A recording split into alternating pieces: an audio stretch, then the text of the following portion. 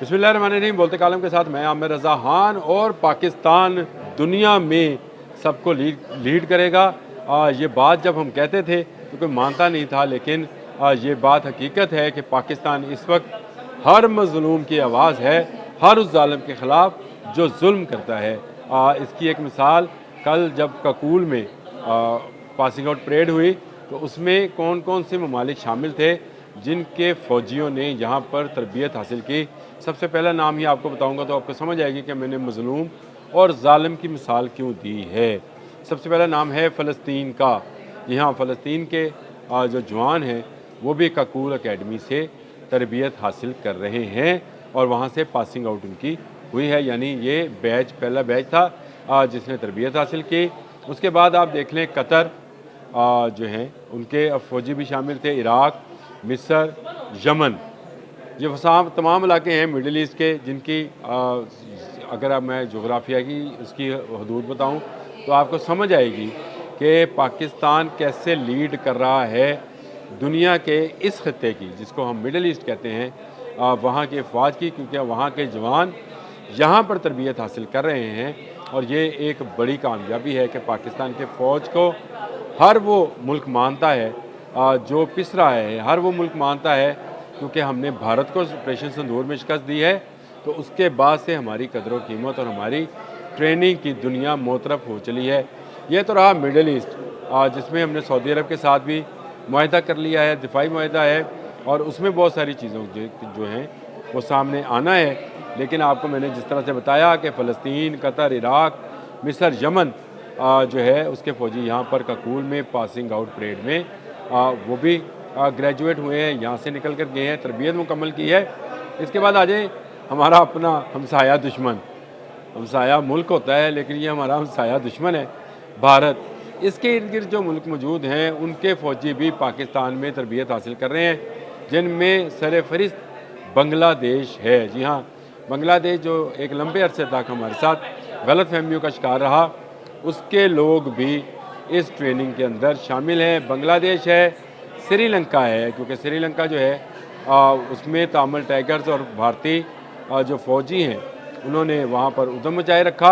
और श्रीलंका को एक वक्त ऐसा था कि सिर्फ पाकिस्तान फ़ोर्स का सहारा था जो कि उनको बचाने के लिए वहाँ पर गई और वहाँ पर मौजूद दहशतगर्दी का खात्मा किया। इसके बाद नेपाल है, नेपाल ने जिस तरह से भारत पर पाबंदियाँ आयद की हैं उसके बाद उसकी नज़रें भी वाहिद इस्लामिक सुपर पावर यानी इस खत्ते की भी सुपर पावर पाकिस्तान की तरफ गई और नेपाल के फ़ौजी भी यहाँ पर तरबियत हासिल कर रहे हैं। लेकिन ये मामला साउथ एशिया तक नहीं है, मिडल ईस्ट से साउथ एशिया और साउथ एशिया से अब आपको मैं बताऊँ ये अभी साउथ एशिया में मालदीव भी एक मुल्क है जी, जो कि हमारा सार्क का नुमाइंदा भी था।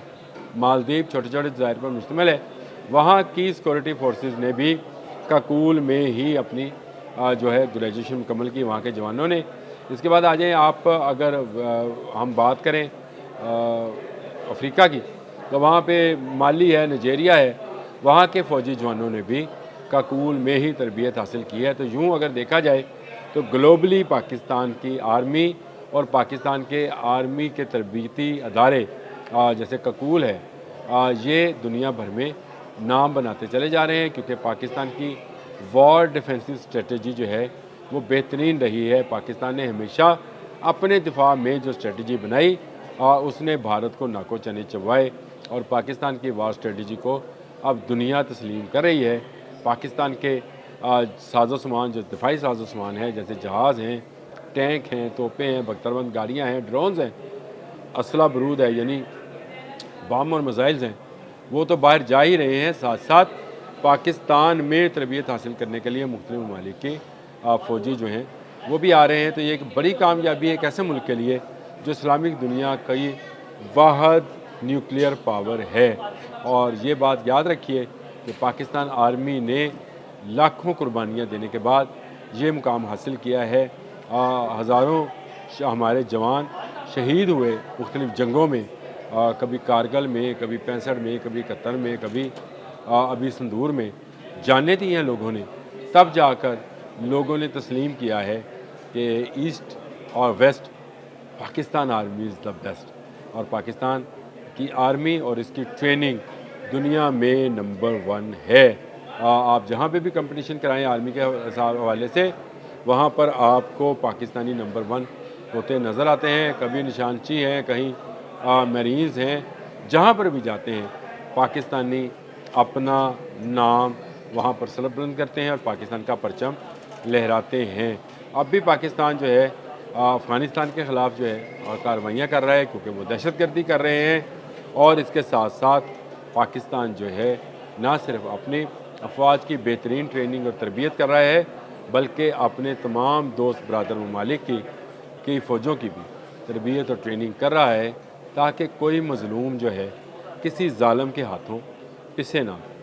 दुनिया भर में ताकत का रूल चलता है, ताकत माइट इज़ राइट वाला कानून है। जो ताकतवर है वो छोटे को या कमज़ोर को दबाता है, और पाकिस्तान हर ऐसे ज़ालिम का हाथ रोकने के लिए तमाम फ़ौजियों को तरबियत देता है। मुझे तो बड़ी खुशी हुई कि करकुल से ग्रेजुएट होने वाले, करकुल से पासिंग आउट परेड में शामिल होने वाले इतने ममालिक के लोग मौजूद थे, इस तरबियतगाह में तरबियत हासिल कर रहे थे। और अभी मुझे किसी ने बताया कि ये पहली मरतबा नहीं है, पाकिस्तान में हमेशा से अस्करी तरबियत के हवाले से एक आला मुकाम रहा है, लेकिन ऑपरेशन सिंदूर के बाद ये आला मुकाम अब और भी आला हो गया है, क्योंकि अब पाकिस्तान के जहाज़ भी बाहर जा रहे हैं, जो कि जंगी जहाज़ हैं, और लाज़मी बात है वो जाएंगे तो पायलट्स और इंजीनियर्स और टेक्नीशियंस वो भी जाएंगे, पाकिस्तान के मिसाइल्स भी बाहर जाएंगे। तो पाकिस्तान की अस्करी ट्रेनिंग का फ़ायदा दुनिया के वो तमाम मुल्क जो किसी न किसी बड़े मुल्क के जुल्म का शिकार हैं, हासिल कर रहे हैं। मैंने आपको बता दिया कि मिडल ईस्ट में कौन कौन से हैं: फ़लस्तीन, कतर, इराक, मिस्र और यमन। जबकि आपके अपने साउथ एशिया के अंदर बांग्लादेश, श्रीलंका, नेपाल, मालदीव और अफ्रीका से माली और नाइजीरिया जैसे ममालिक हैं। वो तमाम ममालिक हैं जहाँ पर फ़ौजों को बहुत ज़्यादा बेहतर ट्रेनिंग की ज़रूरत है, ताकि वो अपने दुश्मनों का मुकाबला कर सकें। ज़्यादातर ममालिक तो वो हैं जिसमें दुश्मन जो है उनका हमसाया है।